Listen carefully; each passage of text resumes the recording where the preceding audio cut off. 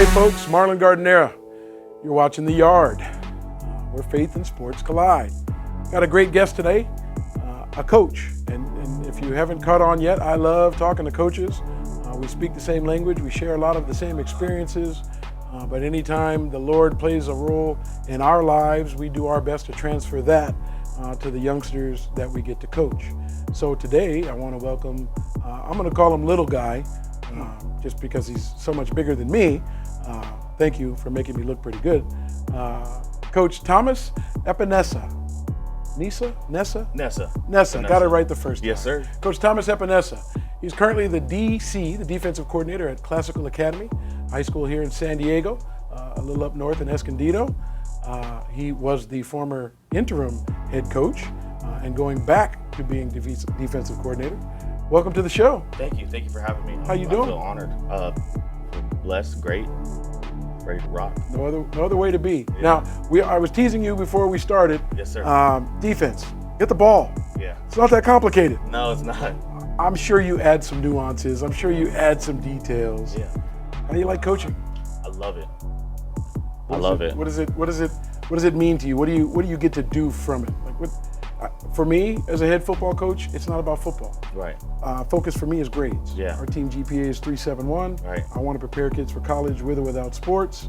I don't get to coach as much, which I'm sure you remember from being a head coach. I'll cover that in just a second. But why are you coaching? What brought you out there? Pretty much, I know a lot of coaches say it, football is my ministry. It's a way for me to introduce young men to the glory of God and really the love of God, because it's everywhere. And once you realize it's everywhere, you can use those abilities to express His love through every avenue. And I always think of Romans 12:6. If your gift is to serve them well. So there you go. that's really was kind of like what your parents told you. You have a gift, serve, and for me it's serving through coaching. Yep. and using my ability to be in front of kids, right in front of kids, and showing them love, unconditional love. That's awesome. Yeah, that's awesome. Wow. And I don't want to judge a book by its cover, but you look like you might have played some football. Oh, absolutely. Pop Warner High School. Where'd you start football? Definitely not Pop Warner. Oh, that's right. Yeah. Pop Warner uses weight limits. Yes. I'm guessing you probably didn't fit that requirement. No, absolutely not. Back in the day, we didn't have like an American league like they do now, unlimited. Yep. It was just, I think midget, you had to be like under 150 or 60. So what you're saying is when you were 5, you would have been playing with 8th graders. Absolutely, sir. Okay. Absolutely, sir. So high school was your first venture into football itself? High school was my first venture. Where'd you go to high school? I went to Rancho Bernardo High School. Who'd you play for? Coach Elrod and Coach Hamamoto. Okay. Yeah. Hamamoto, he's a legend. Oh, one of the best out there. Absolutely. Love that man. What position did you play? Defensive tackle, 3 tech, and right guard. Okay, I know what 3 tech means. 3 technique. It's where you stand on the defensive line. Yes, sir. You look like you took up a little space. Were you any good? Oh, absolutely. You can't be blocked by 1 man, and you shouldn't be stopped by 2 men. Boy, you sound like a defensive coach, let me tell you.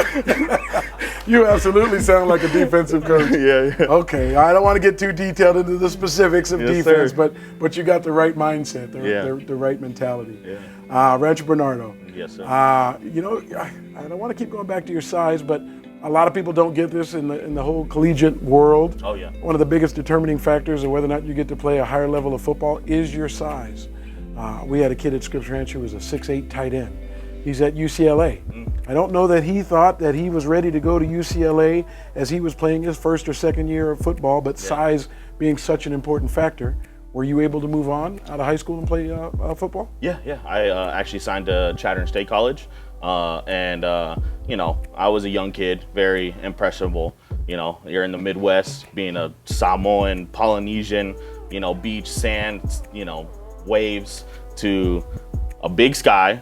And a very, at the time, scary. I mean, if you've never seen a thunderstorm in the Midwest and you've never gone, I'm telling you, it was one of the most. I thought almost every night was going to be a tornado, just because I wasn't used to just how close the sky was, and it shows as a young man like how impressionable you can be, no matter your size. Yeah. You know what I mean? Uncomfortability is something that that all athletes have to deal with, especially moving from high school to college, and that's something that I didn't particularly embrace well, and which is another passion of me coaching. It's the kids that are like, hey, coach, I definitely want to play college ball, but I want to stay in the Pac-12. And I'm like, hey, open up your horizons. Yeah, take opportunities where they come. Uncomfortability is going to teach you to be comfortable in those situations. I got to tell you, I'm an Oklahoma State Cowboy. I went from Brooklyn, where I was born, grew up here in San Diego, to Awesome. Oklahoma. Midwest, entirely different culture, Mm-hmm. amazing, beautiful people. Yes, sir. Just down to earth, great people. I enjoyed my experience. But it's pretty, different from what you would expect when you're on the coast, when you're in California. Yes, sir. So I would imagine as you were going through a little uncomfortability, they were looking at you, wondering, what's that? Yes. Because I don't remember during my time in the Midwest, too many Samoans No. walking around. Yeah. I'm sure if there were more, they played football too. Yes, absolutely. they instantly they always asked if we were Native American. Yeah. That's what they thought initially was Native and Yeah. and rightfully so. I mean, we've got similar genes, big people, and we like to move. But I'm sure you noticed in the Midwest, there's a church on every corner. Yes, sir. A lot of churches, a lot of churches. A lot of churches, a lot of love. The Lord is alive in the Midwest. Yes, it is. Yes, it is. You moved on. Yes, sir. Played some more football in college. Where'd you go? Yeah, New Mexico State. Ended up transferring over there, and again, just wanted to follow my brother, and just because I wasn't comfortable with being comfortable. So I thought, for me as a young man, oh, hey, follow my brother. He's playing football over there. Go into his shadows, and things didn't necessarily work out the way that I thought over there. I was riddled by injuries. Right, my brother was riddled by injuries. He ended up moving to go play NAIA ball in Kansas, and I was left there like, what do I do? What do I do? Seeking answers and stuff like that, and I ended up actually transferring back to Chadron for finding comfortability, and I was happy and thankful for their grace to allow me back in the program, because that's kind of rare. It is. For a coach to see a kid that they heavily recruited leave to another program and then get riddled by injuries. Right, injuries aren't aren't easy for college coaches to buy back into. And then they bought back into me, and then I went back to Chatter, and never got to fully suit up in a game. Herniated my L5S1. Pretty much my doctor said, do you want to play with your kids? There's an end for everyone. Well, yeah, and it's funny because the doctor, he was like, do you want to play with your kids? Do you want to run around with them and be a father? And I pretty much told him yeah. And what's funny is looking where I am now, it's coaching kids. Yeah. My ability was supposed to be focused towards there, and there was something else. And it gives me goosebumps, just because I, as a young kid, I thought NFL, especially being Samoan, NFL. But now that I look at it, it brings so much joy that I get to be around kids and help progress their athletic ability, right? And use college or school or football just in general as a platform to reach their goals. It reminds me of something a coach once said to me. He said, your dreams aren't always going to be your reality. As a matter of fact, they're rarely your reality. Right. But he also said to me, your reality can be as good, if not better, than your dreams. Absolutely. You just have to find or create that reality. Absolutely. So, interesting, I remember being in college, and I remember the disconnection between my college self and my walk. Although I had already been connected to the Lord, I felt like during college I may have been a little off course. Yeah. What was it like for you? Yeah, early on in high school, had a very strong youth pastor who would come into our football practices, and he would speak to us about opportunities to go do Bible study. His name is Sean Faulkner, and he was a big instrument in my life early on when I was young. Parents were going through a bit of a divorce, and seeking help from a higher power was something that I didn't know I needed, but this man knew I needed it. And He introduced me to the Lord, took me on retreats, and God was very strong and present in my life during that time, especially because I was in a time of need, hurt. Then going to college, being uncomfortable. I wasn't a perfect individual in college, especially by the means of by God or all that kind of stuff, and I was definitely struggling, and it really put a stance on my faith, and I questioned a lot of stuff, as a young adult, but what's good is that questioning brought me back to Him, right?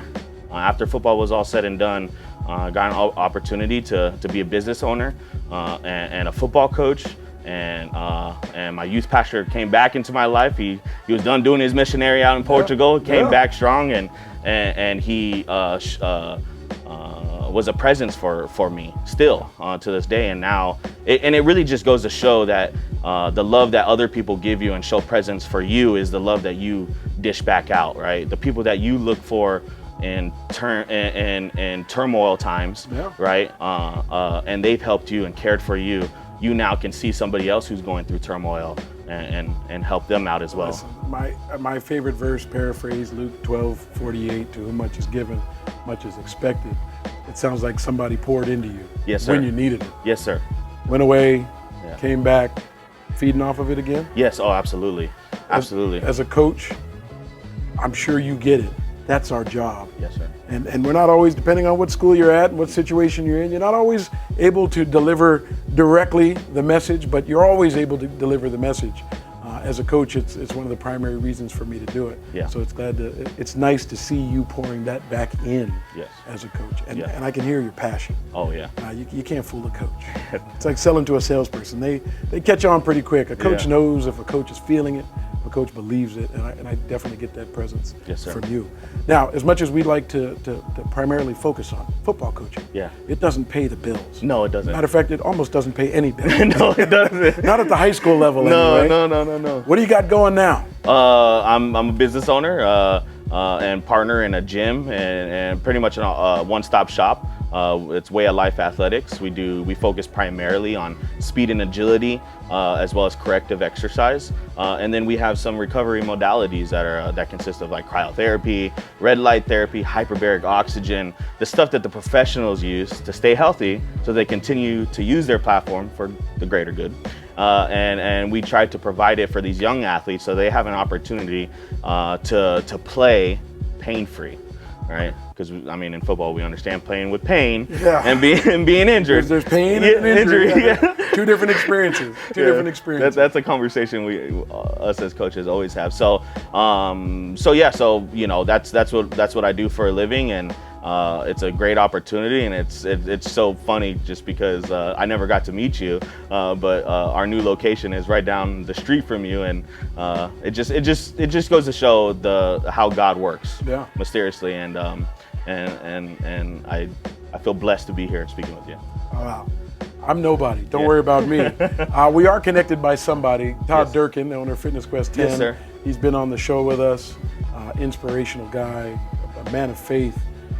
Knows how to create a family and an atmosphere and a culture for others that is just amazing. Absolutely. Just amazing. Yeah. I hope you two stay connected. I think some of the services you provide in connection to what he does, I love when men of God are delivering. Yes. They're giving back.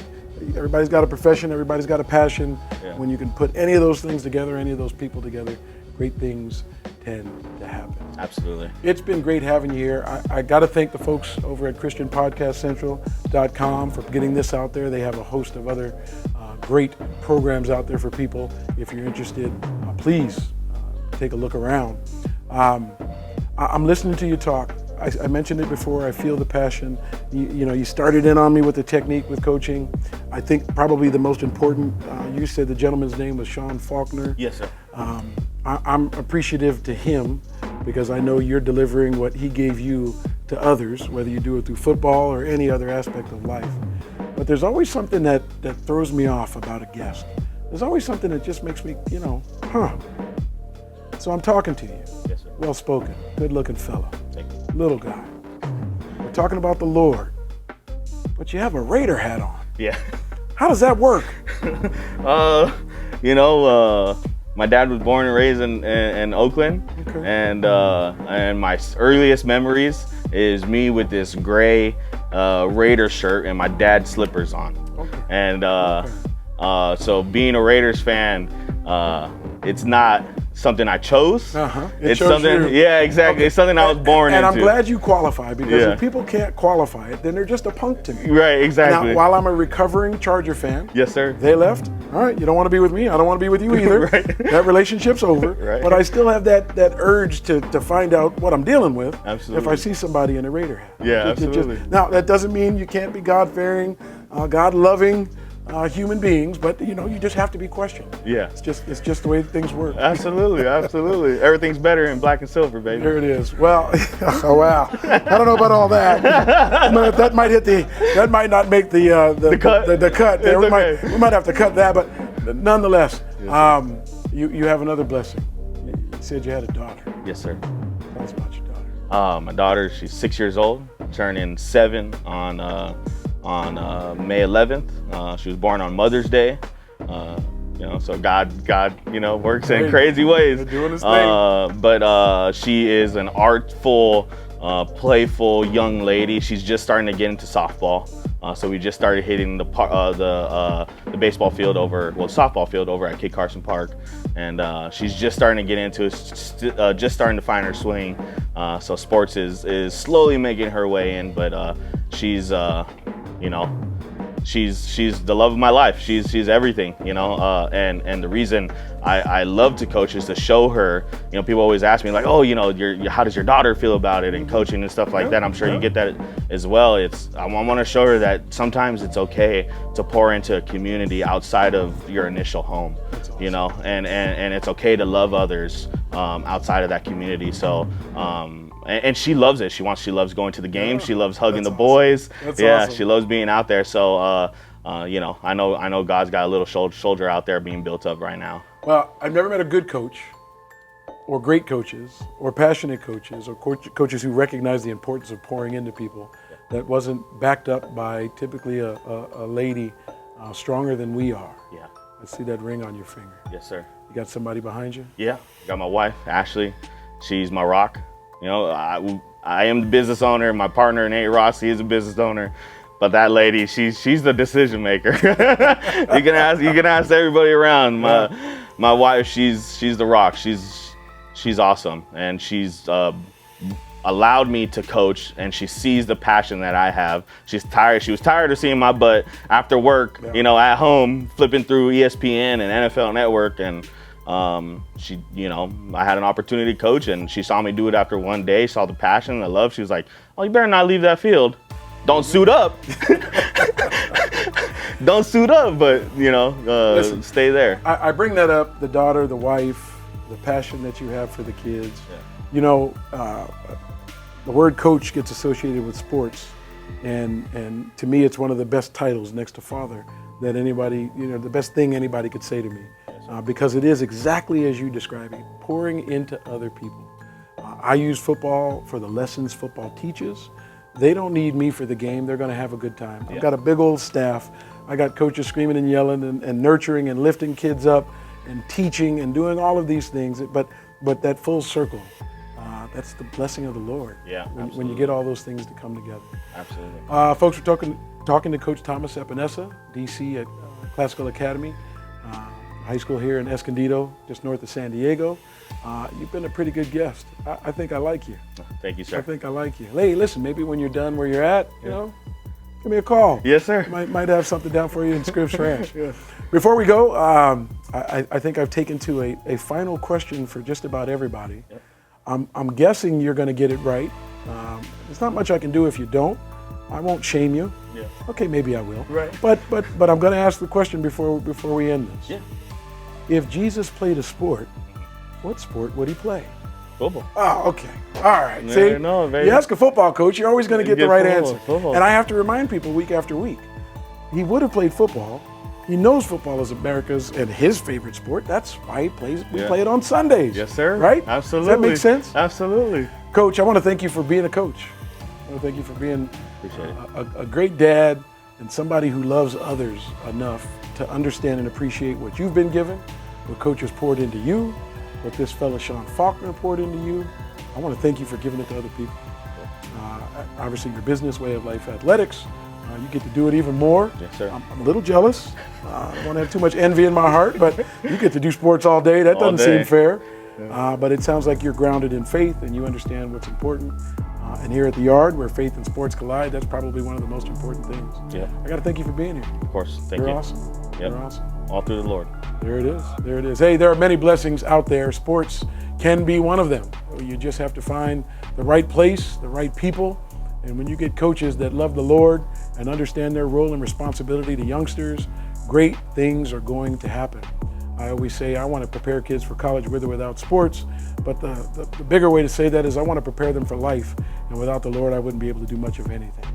Folks, I want to thank you guys for tuning in. I want to thank the folks over at ChristianPodcastCentral.com for their support of the program. You can find us there and again, many other great podcasts. And I want to thank you guys for tuning in. We do our best to bring you the best that sports and faith have. Stay tuned for more in the future. I'm your host, Marlon Gardinera, thanking you all for being out there.